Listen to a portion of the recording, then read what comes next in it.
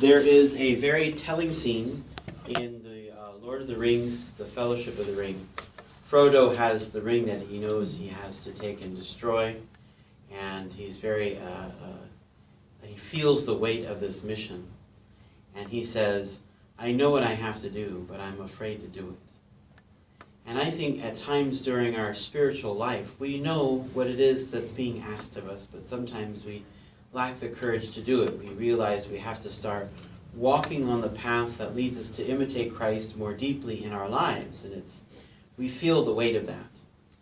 And even though we know it's a weight we don't carry on our own, that Jesus assists us and our community, the church comes with her own strength and grace to help us, we can still be a bit daunted by that. And so the devil tempts us to say, well, if you don't like that road, I've got a couple other roads you can try, and those are easier.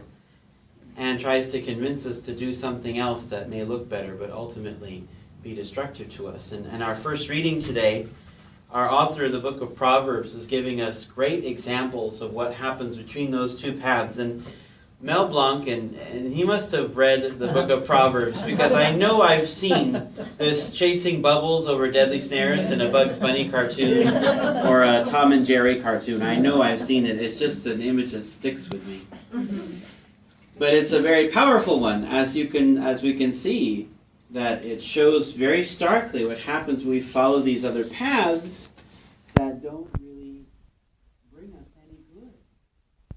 So we're reminded through Scripture is telling us not to be afraid, and that by following the ways of Jesus, we actually become stronger. We grow deeper in this great life that God has.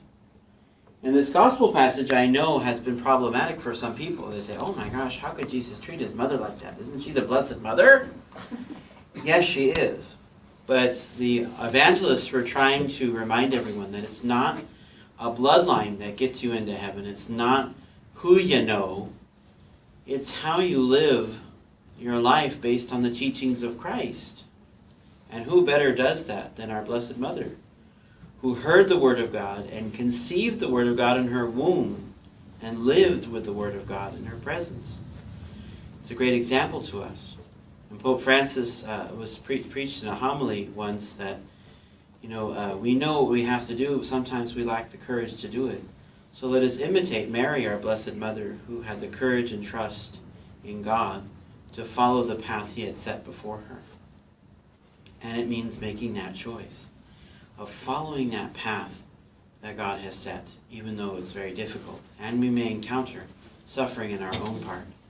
And that's what Padre Pio reminds us, that in imitating Christ, we do encounter suffering. But we know that that is not the end. That we can endure that also, because we know that he brings new life.